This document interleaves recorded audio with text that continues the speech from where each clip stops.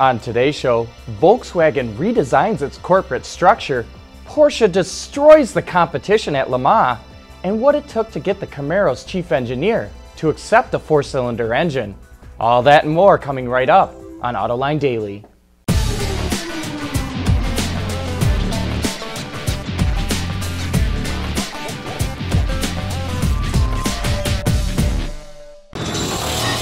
This is Autoline Daily for June 15th of 2015.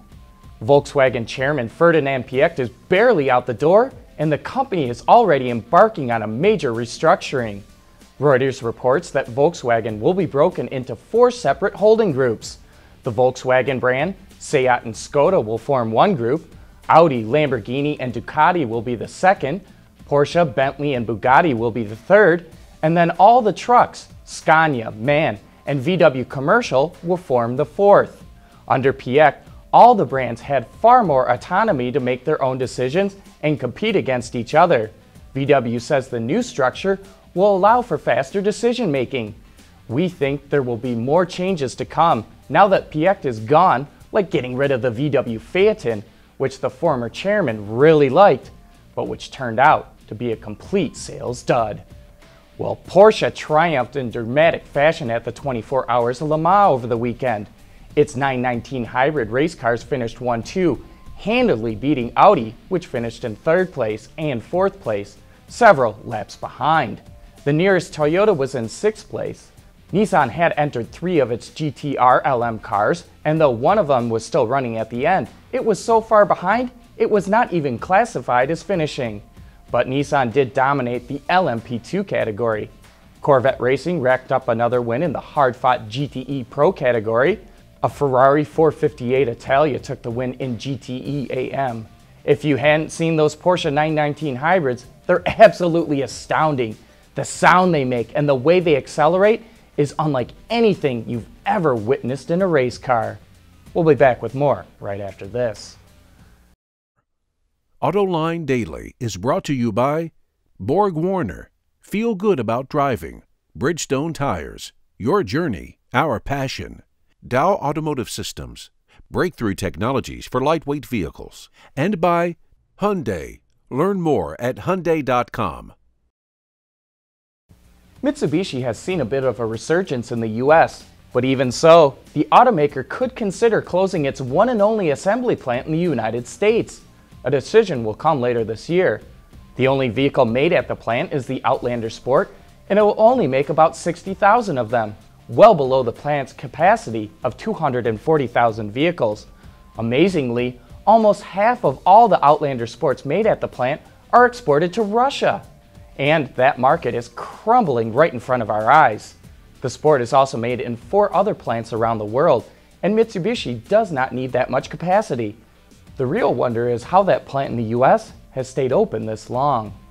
Honda was hit hard from the Takata airbag fiasco, but it's also had a number of other recalls unrelated to that problem, mostly with the fit.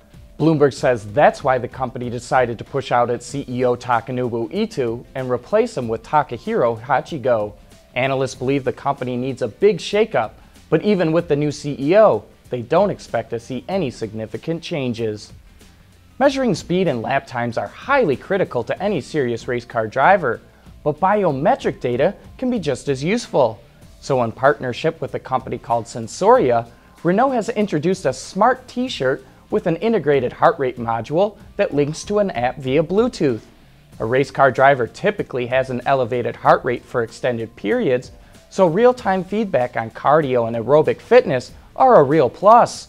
The idea behind the $160 shirt is for drivers to learn how to control their heart rate.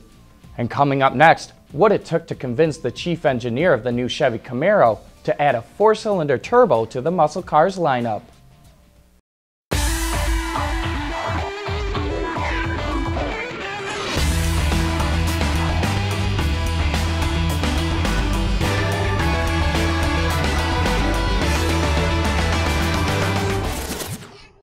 There's more car news and industry insight from the Autoline Network every day. Take a moment to click that subscribe button. You'll never miss another Autoline episode.